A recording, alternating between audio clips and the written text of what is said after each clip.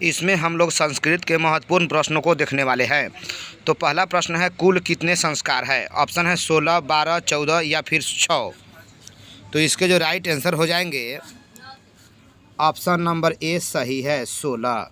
Next question देखेंगे, शैशव अवस्था में कुल कितने संस्कार होते हैं? 5, 6, 7 या फिर 3।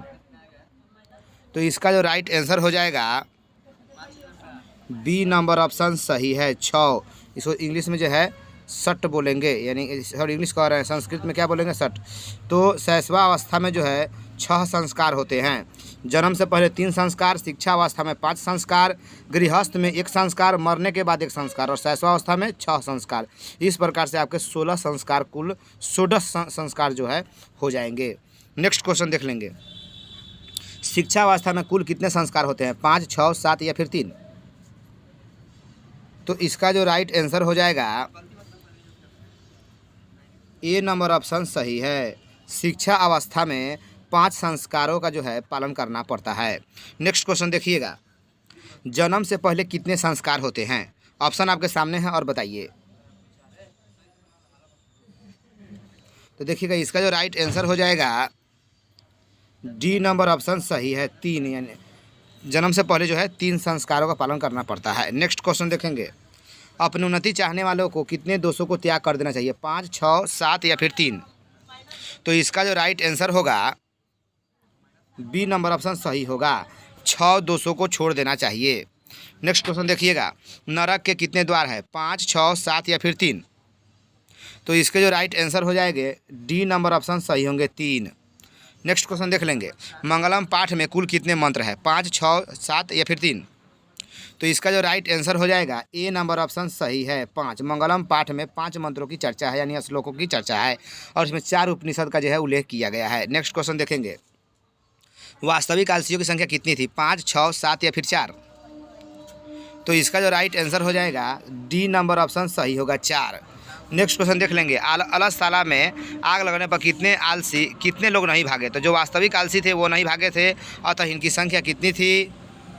तो इसका जो राइट आंसर होगा, डी नंबर ऑप्शन सही होगा, 4। नेक्स्ट क्वेश्चन देखिएगा, ऋग्वेद में कितनी ऋषिकाओं का वर्णन है, यानी कितनी ऋषि कन्याओं का उल्लेख मिलता है? 20, 24, 22 या फिर 26। तो इसका जो राइट आंसर होगा, 24 हो जाएगा, चतुर्विशति।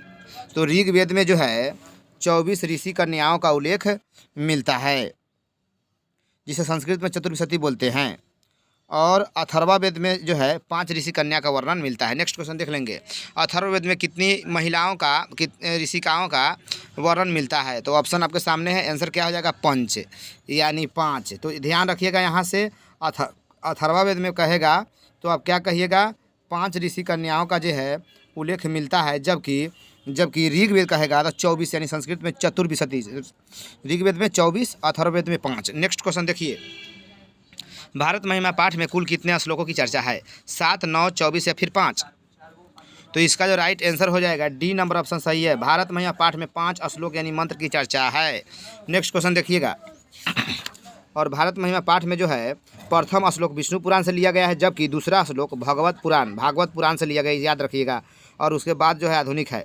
तो भारत महिमा पाठ में प्रथम श्लोक विष्णु पुराण से, जबकि दूसरा श्लोक भागवत पुराण से लिया गया है। ये क्वेश्चन देखिएगा आप, 13 नंबर, नीति श्लोक का पाठ में कुल कितने श्लोकों की चर्चा है? तो 7, 9, 10 या फिर 12। तो इसका जो राइट आंसर होगा, सी नंबर ऑप्शन सही होगा, 10 श्लोकों की चर्चा है, जो नीति परक है। और इसमें यह जो है प्रश्न उत्तर के रूप में धृतराष्ट्र जो है विदुर से प्रश्न पूछते हैं, और इसके जो लेखक है विदुर हैं, विदुर द्वारा रचित नीति श्लोका से यह पाठ लिया गया है। नेक्स्ट क्वेश्चन, वेदांगों की संख्या कितनी है? वेदांग शास्त्रों की संख्या कितनी होती है? 6, 7, 8 या फिर 9। तो इसका जो राइट आंसर हो जाएगा, ए नंबर ऑप्शन सही है, याद रखिए, बहुत इंपॉर्टेंट क्वेश्चन है। वेदांग शास्त्रों की संख्या 6 होती है। नेक्स्ट क्वेश्चन देख लेंगे, कस्य महिमा सर्वत्र गीयते, यानी किसकी महिमा चारों ओर सभी ओर गाई गई है? भारतस्य, श्रीलंकाया, वर्मा या फिर इनमें से कोई नहीं। तो इसका जो राइट आंसर हो जाएगा, ए नंबर ऑप्शन सही होगा, भारतस्य यानी भारत। नेक्स्ट क्वेश्चन देख लेंगे, संस्कार को प्रायः कितने भागों में बांटा गया है? 2, 3, 4 या फिर 5।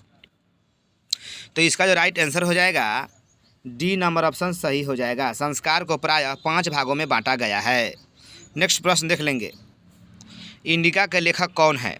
तो इंडिका के लेखक कौन है? वानभट्ट, कालिदास, मेगास्थनीज या फिर चाणक्य। तो इसके जो राइट आंसर हो जाएंगे, सी नंबर ऑप्शन सही हो जाएंगे। इंडिका के लेखक मेगास्थनीज थे जो यूनान के सेल्यूकस निकेटर का राजदूत था। इनकी पुस्तक क्या थी? इंडिका। और ये जो थे यूनान देश के राजदूत थे और ये सेल्यूकस निकेटर का क्या थे? राजदूत थे। ये जो है चंद्रगुप्त मौर्य के समय में पाटलिपुत्र आए थे। नेक्स्ट क्वेश्चन देख लेंगे। पुरुष परीक्षा में लेखक कौन है? पुरुष परीक्षा के लेखक कौन है? बाणभट्ट, कालिदास, मेगास्थनीज या फिर विद्यापति? तो इसका जो राइट आंसर हो जाएगा डी नंबर ऑप्शन सही हो जाएगा। पुरुष परीक्षा नामक पुस्तक के लेखक जो है विद्यापति है। विद्यापति को मैथिल कोकिल कहा जाता है और पुरुष परीक्षा से अलस कथा लिया गया है। अलस कथा पाठ में वीरेश्वर जो है एक मंत्री है जो मिथिला का मंत्री रहता है, काफ़ी दानी रहता है। नेक्स्ट क्वेश्चन, अलस कथा पाठ के रचनाकार कौन है? बाणभट्ट, कालिदास, मेगास्थनीज या फिर विद्यापति? तो इसके जो राइट आंसर हो जाएंगे डी नंबर ऑप्शन सही हो जाएंगे, विद्यापति। नेक्स्ट क्वेश्चन देख लेंगे। अलस कथा पाठ कहाँ से लिया गया है? अर्थशास्त्र, पंचतंत्र, पुरुष परीक्षा या फिर पुराण?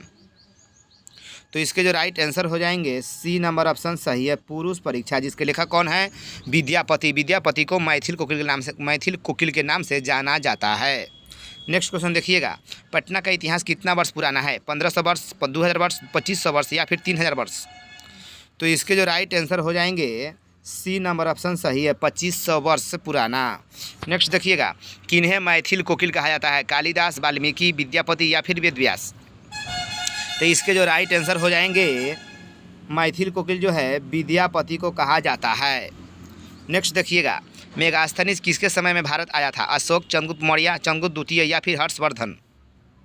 तो इसका जो राइट आंसर हो जाएगा बी नंबर ऑप्शन सही है, चंद्रगुप्त मौर्य। मेगास्थनीज जो है चंद्रगुप्त मौर्य के समय में भारत में यानी पाटलिपुत्र में आए थे। इन्हीं की पुस्तक क्या थी? इंडिका। और ये यूनान के राजदूत थे। नेक्स्ट क्वेश्चन देखेंगे। ह्वेन सांग किसके समय भारत आया था? यह एक चीनी यात्री था। तो ऑप्शन है अशोक, चंद्रगुप्त मौर्य, चंद्रगुप्त द्वितीय या फिर हर्षवर्धन? तो इसका जो राइट आंसर हो जाएगा डी नंबर ऑप्शन सही है, ह्वेन सांग जो है हर्षवर्धन के समय में भारत आए थे। नेक्स्ट, पाटलिपुत्र पटना के नाम से कब प्रसिद्ध हुआ? आधुनिक काल, प्राचीन काल, मध्यकाल या फिर अंग्रेजी काल? तो इसके जो राइट आंसर हो जाएंगे सी नंबर ऑप्शन सही है, मध्यकाल। और इसका नाम जो है शेरशाह सूरी बदले थे पाटलिपुत्र का नाम पटना, जो मध्यकाल में से प्रसिद्ध हुआ। नेक्स्ट, कौमुदी महोत्सव किसके शासनकाल में मनाया जाता था? मौर्य वंश, गुप्त वंश, कुषाण वंश या फिर मुगल वंश? तो इसके जो राइट आंसर हो जाएंगे बी नंबर ऑप्शन सही है, गुप्त वंश। नेक्स्ट क्वेश्चन देखेंगे। सम्राट अशोक किस वंश का शासक था? यानी किस वंश के शासक थे? मौर्य वंश, गुप्त वंश, कुषाण वंश या फिर मुगल वंश? तो इसके जो राइट आंसर हो जाएंगे ए नंबर ऑप्शन सही है, मौर्य वंश। अगला प्रश्न है, सम्राट अशोक किस वंश के शासक थे? तो ये भी जस्ट अभी चर्चा हो गया, रिपीट क्वेश्चन हो गया है। नेक्स्ट क्वेश्चन देखेंगे। सिखों के 10वें गुरु कौन थे? गुरु नानक, गुरु अर्जन देव, गुरु तेग बहादुर या गुरु गोविंद सिंह? तो इसका जो राइट आंसर हो जाएगा डी नंबर ऑप्शन सही है, गुरु गोविंद सिंह का जन्म प्राचीन पटना यानी पटना साहिब में हुआ था। ये सिखों के 10वें गुरु थे। नेक्स्ट देखेंगे। मंगलम पाठ कहाँ से लिया गया है? वेद, पुराण, उपनिषद या फिर रामायण? तो इसका जो राइट आंसर हो जाएगा सी नंबर ऑप्शन सही होगा, मंगलम पाठ उपनिषद से लिया गया है। नेक्स्ट क्वेश्चन है, वेदों की संख्या कितनी है? 4, 18, 108 या 208? तो इसकी जो संख्या हो जाएंगी 4 हो जाएगी। वेद कितने हैं? 4 है। नेक्स्ट क्वेश्चन है, पुराण की संख्या कितनी है? तो इसका जो राइट आंसर होगा 18 हो जाएगा, बी नंबर ऑप्शन सही हो जाएगा। अगला प्रश्न है, उपनिषद की संख्या कितनी है? ऑप्शन आपके सामने है और बताइए। तो इसका जो राइट आंसर हो जाएगा सी नंबर ऑप्शन सही हो जाएगा, 108। उपनिषद की संख्या कितनी है? 108। वेद कितने हैं? 4, पुराण 18 और उपनिषद 108। इसको याद रखेंगे। नेक्स्ट क्वेश्चन देखिएगा। सत्य का मुख किससे ढका हुआ है? रजत पात्र से, ताम्र पात्र से, लौह पात्र से या फिर स्वर्ण पात्र से? सोने का पात्र से। किससे होगा आंसर? तो इसका जो राइट आंसर हो जाएगा डी नंबर ऑप्शन सही है, स्वर्ण पात्र यानी सोने के पात्र से सत्य का मुख ढका, यानी हीरामेन पात्र भी इसी को बोला जाता है। नेक्स्ट प्रश्न देख लेंगे। वीरेश्वर कहाँ का मंत्री था? पाटलिपुत्र, मगध, मिथिला या फिर इनमें से कोई नहीं? तो इसका जो राइट आंसर हो जाएगा सी नंबर ऑप्शन सही हो जाएगा, मिथिला। सर्व शुक्ला सरस्वती किसे कहा गया है? विजयांकन, मिथिलेश कुमारी, गंगा देवी, पंडित क्षमाराव? तो इसका जो राइट आंसर हो जाएगा सर्व शुक्ला सरस्वती विजयांकन को कहा गया है। नेक्स्ट क्वेश्चन देख लेंगे। विजयांकन को किसने सर्व शुक्ला सरस्वती कहा है? कालिदास, दंडी, भास या फिर चाणक्य? तो इसका जो राइट आंसर हो जाएगा बी नंबर ऑप्शन सही है, दंडी। नेक्स्ट देखिएगा। आधुनिक काल की कवयित्री कौन है? ऑप्शन है विजयांकन, गंगा देवी, पंडिता क्षमाराव या फिर मिथिलेश कुमारी मिश्र? तो इसका जो राइट आंसर हो जाएगा सी नंबर ऑप्शन सही है। पंडिता क्षमा राव जो है आधुनिक काल की कवयित्री हैं। नेक्स्ट देखेंगे, मीरा लहरी की लेखिका कौन है? विजयांकन, गंगा देवी, पंडिता क्षमा राव या फिर मिथिलेश कुमारी मिश्र। तो इसका जो राइट आंसर हो जाएगा सी नंबर ऑप्शन सही है, पंडिता क्षमा राव। पंडिता क्षमा राव की पुस्तक क्या है? गांधी दर्शन, मीरा लहरी, कथा मुक्तावली, सत्याग्रह गीता इत्यादि। नेक्स्ट क्वेश्चन देख लेंगे, वर्तमान काल की लेखिका कौन है? विजयांकन, गंगा देवी, पंडिता क्षमा राव या फिर मिथिलेश कुमारी मिश्र। तो इसके जो राइट आंसर हो जाएंगे डी नंबर ऑप्शन सही है, मिथिलेश कुमारी मिश्र। नेक्स्ट देख लीजिए, सत्यार्थ प्रकाश के लेखक कौन है? विवेकानंद, स्वामी दयानंद सरस्वती, रविंद्रनाथ टैगोर या फिर अरविंद घोष। तो इसका जो राइट आंसर हो जाएगा बी नंबर ऑप्शन सही है, दयानंद सरस्वती। अगला प्रश्न है, आर्य समाज की स्थापना कौन किए थे? विवेकानंद, दयानंद सरस्वती, रविंद्रनाथ टैगोर या फिर अरविंद घोष। तो इसका जो राइट आंसर हो जाएगा बी नंबर ऑप्शन सही है, आर्य समाज की स्थापना कौन किए थे? दयानंद सरस्वती, और इन्हीं का पुस्तक है सत्यार्थ प्रकाश। नेक्स्ट क्वेश्चन है, आर्य समाज की स्थापना कहाँ की गई थी? मुंबई, कोलकाता, बनारस या फिर मथुरा। तो इसका जो राइट आंसर होगा ए नंबर ऑप्शन सही है, आर्य समाज की स्थापना मुंबई में की गई थी 1875 में। नेक्स्ट क्वेश्चन है, आर्य समाज की स्थापना कब की गई? 1824, 1875, 1883 या फिर 1885। तो इसका जो राइट आंसर हो जाएगा 1875, बी नंबर ऑप्शन सही है। आर्य समाज की स्थापना स्वामी दयानंद सरस्वती ने 1875 ईस्वी में की थी। नेक्स्ट, दयानंद सरस्वती का जन्म कब हुआ था? ऑप्शन आपके सामने है और बताइए।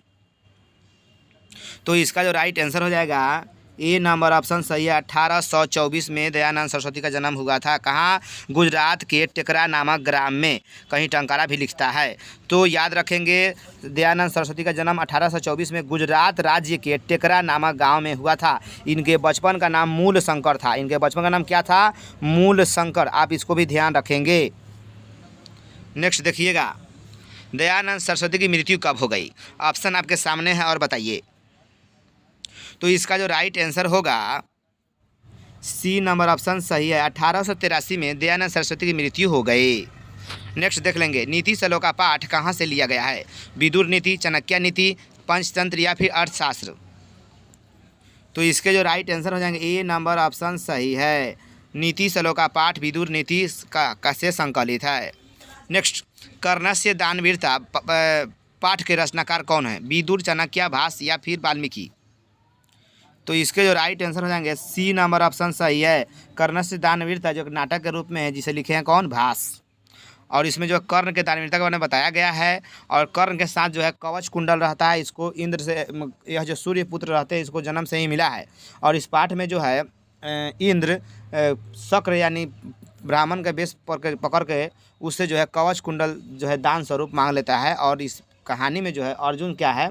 इंद्र के पुत्र है। उसको जिताने के लिए कर्ण से कवच कुंडल इंद्र ने छल पूर्वक दान स्वरूप ले लिया। इसके रचनाकार कौन हो जाएंगे? भास। नेक्स्ट क्वेश्चन है, व्याघ्रपथिक कथा पाठ के रचनाकार कौन है? विदुर, नारायण पंडित, भास या फिर वाल्मीकि। तो इसका जो राइट आंसर हो जाएगा बी नंबर ऑप्शन सही है। व्याघ्रपथिक कथा जो है बाघ और पथिक की कहानी है। इसमें लालच संबंधित बातें बताई गई है कि लालच के चक्कर में नहीं पड़ना चाहिए। वृद्ध जो पथिक था, वो जो पथिक था वृद्ध बाघ के चिकनी चुपड़ी बातों में आकर पड़ जाता है और अपने जान को गंवा बैठता है। तो इसके रचनाकार कौन हो जाएगा? नारायण पंडित। नेक्स्ट क्वेश्चन देखिएगा, गीत गोविंद के रचनाकार कौन है? जयदेव, नारायण पंडित, भास या फिर वाल्मीकि। तो इसका जो राइट आंसर हो जाएगा ए नंबर ऑप्शन सही है, गीत गोविंद के रचनाकार जयदेव है। अगला प्रश्न है, मंदाकिनी वर्णनम पाठ के रचनाकार कौन है? जयदेव, नारायण पंडित, भास या फिर वाल्मीकि। तो इसका जो राइट आंसर हो जाएगा डी नंबर ऑप्शन सही है। क्या हो जाएगा आपका? डी नंबर ऑप्शन सही है, वाल्मीकि। तो मंदाकिनी वर्णनम पाठ में जो है, यहाँ ध्यान दीजिएगा, दो बात बता देते हैं। मंदाकिनी वर्णनम पाठ वाल्मीकि द्वारा रचित रामायण के अयोध्या कांड से लिया गया है, 95वें सर्ग से। ठीक है, कौन कांड पूछेगा? तो अयोध्या कांड। मंदाकिनी वर्णनम पाठ में मंदाकिनी नदी के बारे में बताया गया है। इसमें जो है भगवान राम को जो है जब 14 वर्ष का वनवास हो जाता है, तो राम, सीता, लक्ष्मण जो है तीनों कहाँ निकल जाते हैं? बनमास की तरफ, और वहाँ जो है चित्रकूट जाते हैं। कहाँ जाते हैं? चित्रकूट। चित्रकूट में बहती है मंदाकिनी नदी और उसी की शोभा के बारे में, उसकी प्राकृतिक छटा घटा के बारे में इस पाठ में जो है वर्णन किया गया है। और राम जो है माता सीता को क्या करते हैं? मंदाकिनी नदी के बारे में, उसकी विचित्रता के बारे में बताते हैं, उसके जो है शोभ रहा प्राकृतिक दृश्य के बारे में बताते हैं। तो क्वेश्चन पूछेगा कि मंदाकिनी मरण पाठ में किस नदी का उल्लेख है? तो मंदाकिनी नदी का। यह कहाँ से लिया गया है? तो रामायण के वाल्मीकि के रामायण अयोध्या कांड से लिया गया है। और भगवान राम को जो है 14 बरस का वनवास होता है। तो इतना बात जो है आप याद रखेंगे। मंदाकिनी नदी किस पर्वत के निकट है? तो चित्रकूट पर्वत के निकट है। चित्रकूट पर्वत के निकट है। चलिए नेक्स्ट प्रश्न हम लोग देख लेते हैं। शक्र का अस्ति, शक्र कौन था? इंद्र था, कर्ण था, या फिर कृष्ण था, या अर्जुन था? तो शक्र का रूप जो है धारण किए थे कौन? इंद्र धारण किए थे। शक्र बन के जो है कर्ण से कवच और कुंडल उससे जो है दान स्वरूप उसका क्या लेता है? मांग लेता है। तो ये हैं आपके संस्कृत के कुछ महत्वपूर्ण प्रश्न, इसको ध्यान रखते हैं तो आपके जो एग्जाम में इसी से ही प्रश्न लगभग रहेंगे।